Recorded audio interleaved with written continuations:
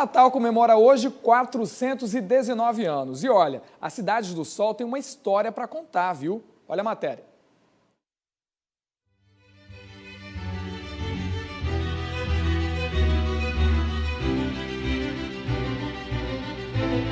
Uma terra de belezas naturais.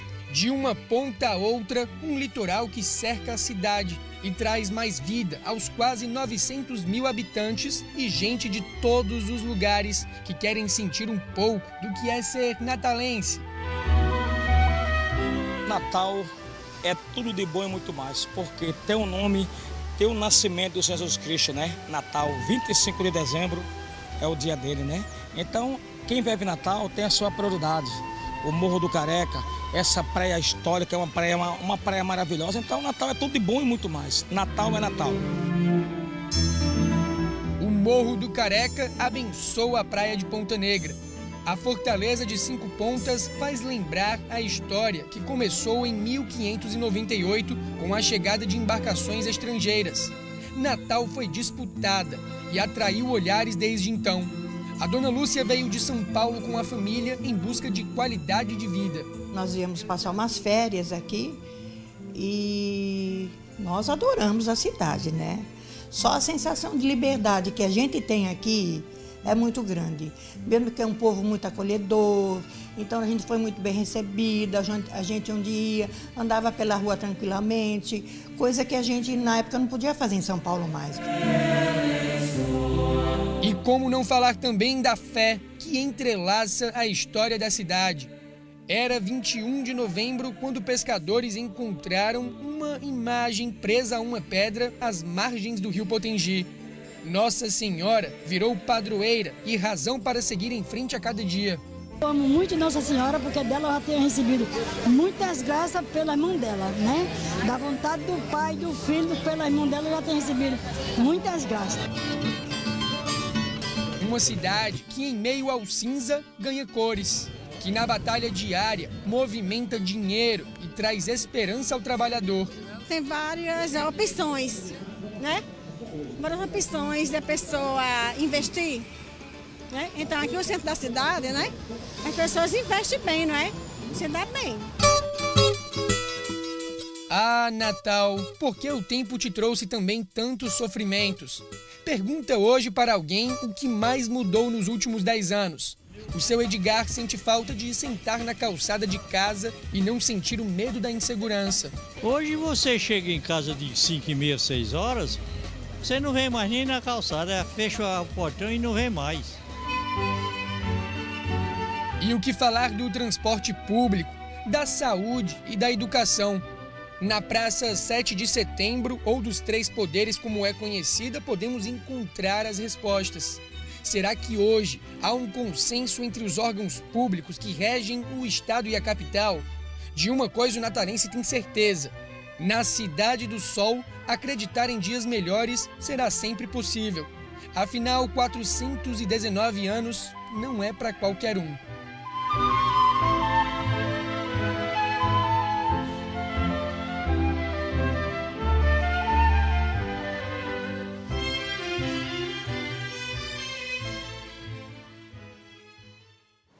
Belas imagens, né?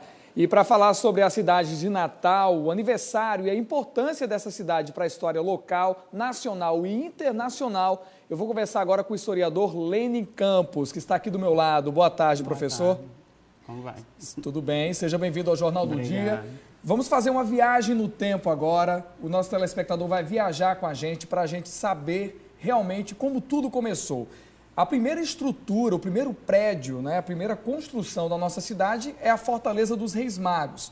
Mas quem foi o primeiro povo que chegou aqui? Como é que eles chegaram até aqui e decidiram se instalar como cidade? Então, ele não é bem a primeira construção, porque os franceses, quando chegam aqui, eles fazem armazéns para guardar o pau-brasil. Então, mesmo antes do forte, a gente já tem algumas construções francesas. E... Que existem até hoje? Não. Não existem mais. Quando os holandeses chegam aqui, e mesmo os portugueses, eles reaproveitam a pedra para fazer outras coisas, inclusive as casas. Mas E sem falar nas construções dos índios, né? Porque a gente tinha a aldeia de Igapó, quando esses portugueses chegam aqui em 1535 pela primeira vez. Então, eles encontram tanto esses franceses já aqui instalados, quanto esses índios vivendo muito bem. Exato. Então, eles têm esse enfrentamento, eles têm que competir com esses franceses e com esses potiguares que estão aqui. Há uma resistência, então, para a ocupação das terras. Existe uma resistência muito grande. Os índios expulsam os portugueses 2 vezes. 2 vezes. Em 1535 e 1570. Quando os portugueses chegam aqui em 1598, e inclusive, antes no jornal você falou que Natal foi nomeada por causa da fundação da cidade no dia de Natal. Existem controvérsias. Existem controvérsias? Quais são as controvérsias? Agora eu fiquei curioso. O Serafim Leite diz que quando eles chegam aqui nessa expedição, foi no dia 25 de dezembro. Sim. Então, seria uma comemoração, não a fundação da cidade, mas a chegada, a entrada na Foz do Potengi. Aí... Então, não seria exatamente a data da fundação da cidade... Apesar da cidade ter sido fundada também no dia 25, um ano depois. Um ano depois. Mas ela é fundada no dia 25, já para fazer lembrança à entrada um ano antes. Mas aí é o Serafim Leite falando, e aí outros historiadores discordam dele, então a gente fica as 2 histórias lá. Muito bem. E interessante a gente também frisar que Natal teve um outro nome antes de ser Natal? A vila que existia aqui tinha um outro nome. Na verdade, assim, a gente não tem uma fundação de uma vila antes. Quando se funda o forte, a gente tem uma povoação, um povoado de Santos Reis. E depois se funda a cidade de Natal. Porém, a cidade de Natal, quem ordena fundar Natal é o rei da Espanha. Natal, na verdade, é uma cidade espanhola, ela não é uma cidade portuguesa. Isso porque, na época, Portugal passou pelo União domínio, Ibérica. né? Pela União Ibérica. O domínio da Espanha, o mesmo rei que governava a Espanha, governou Portugal. E aí o rei da Espanha manda para Natal, vá lá e funde uma cidade chamada Santiago. Porque os reis da Espanha tinham uma devoção especial a Santiago. Então, eles queriam fundar essa cidade, mandam para fundar a cidade de Santiago, e os portugueses que estão aqui, que vêm e fundam a cidade, muito desobedientemente, fundam uma cidade com o nome de Natal. Foi uma desobediência. Mas uma feliz desobediência, né? Que a cidade... Santiago também é um nome bonito. Eu prefiro Natal. Professor, vou pular um pouco na história. Eu comecei falando sobre a Fortaleza dos Reis Magos. Vocês aí de casa viram na reportagem a beleza daquela estrutura, daquele monumento, que foi construído com que propósito? Foi construído primeiro por quem, com que propósito, e passou pelas mãos aí de tantos povos, né? Tanto portugueses, holandeses. A história desse forte mostra também um pouco da história da capital. Sim, sim. O forte, como a gente estava conversando antes, o forte ele é um castelo medieval. Ele foi construído por homens medievais durante o início... a gente, cronologicamente, estávamos já no período da Idade Moderna, mas aqueles homens são medievais. Esses homens que vêm para o Brasil pensam como homens da Idade Média. Então, o forte é um castelo medieval. A gente quer ir... eu sempre quis conhecer um castelo medieval, aí vai pensando que vai para a Europa e vai encontrar um castelo medieval, não encontra. Tem um aqui, na vizinhança. Tem um aqui, tem um ali na praia. E os castelos medievais da Europa são todos renascentistas ou do século XIX, que foram reformados. Então, medieval mesmo está aqui. Que legal. E esse forte... ele foi construído exatamente para combater esses franceses e esses índios. Os portugueses, então, construíram? Quando os portugueses chegam aqui, em 1598, eles precisam de uma base segura. E o forte, ele faz parte de um sistema de defesa da costa. Esse forte, ele protege tanto o Rio Grande quanto a Paraíba. Porque os franceses que ficam aqui aportados, eles atacam a Paraíba.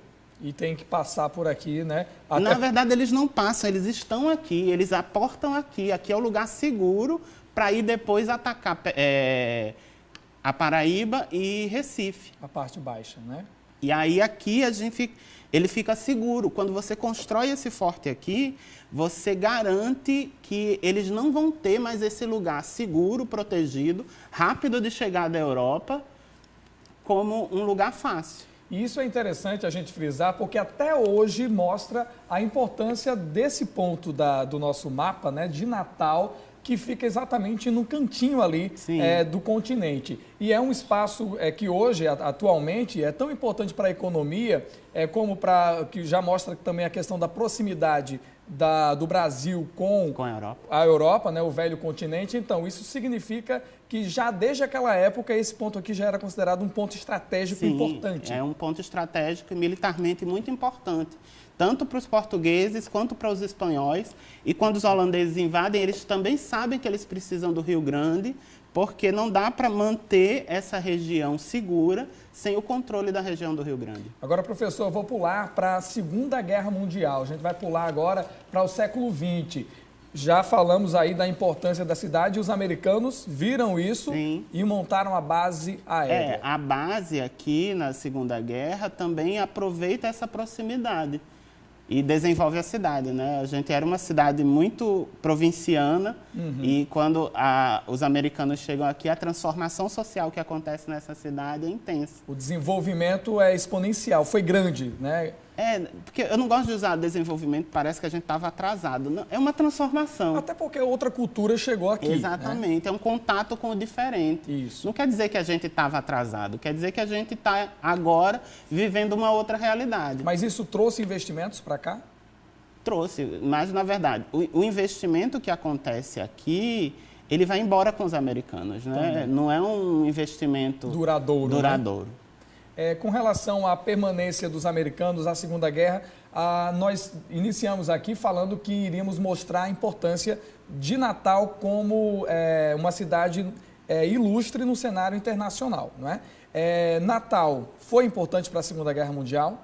Foi, mas assim, se a gente for pensar na história da cidade, a gente tem elementos também, a intentona comunista que acontece aqui em 1935, essa situação colonial. Natal é importante, a gente não pode ter essa figura de cachorrinho vira-lata, de achar que a nossa história não tem importância. A participação da cidade, os eventos que acontecem aqui são importantes na história do país e na história mundial. Muito bom. Aqui de Natal saiu também um presidente da República? A gente tem o Café Filho, a gente tem na história... Apesar do Café Filho ele passa tão rápido na presidência. Ele foi rápido, até foi 2 anos, né? Foram 2 anos. Porque ele assume quando o Getúlio se suicida e ele fica somente até a próxima eleição. É pouco tempo, mas é um fato importante para a nossa capital, não deixa de ser realmente relevante. E recentemente, só para a gente encerrar a nossa entrevista, abriu-se também ali um novo espaço ali na Cidade Alta, perto da Assembleia Legislativa, que é o Museu Café Filho. Ele foi reaberto, né? Ele foi reaberto, eu fui visitar e está muito bonito, merece a galeria, porque eles abriram uma galeria e o museu. Então, está bem interessante de ver, vale a pena. Tem muita coisa boa para a gente ver aqui na nossa capital, tem muitos cenários bonitos, tem muitos prédios imponentes, se você lugares... me permite... Permito, diga. Eu estou participando de um blog agora que a gente está criando, nataldasantigas.com.br, ele está estreando hoje, para a gente falar exatamente sobre a história da cidade e mostrar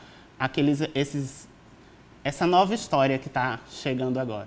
nataldasantigas.com.br. Você já pode acessar aí, já tem informação lá, não é? Legal, uma ferramenta importante aí para mostrar mais sobre a nossa história. Conversamos aqui com o historiador Lene Campos. Muito obrigado pela sua participação aqui no Jornal do Dia, por contar um pouco mais sobre essa história maravilhosa da nossa cidade.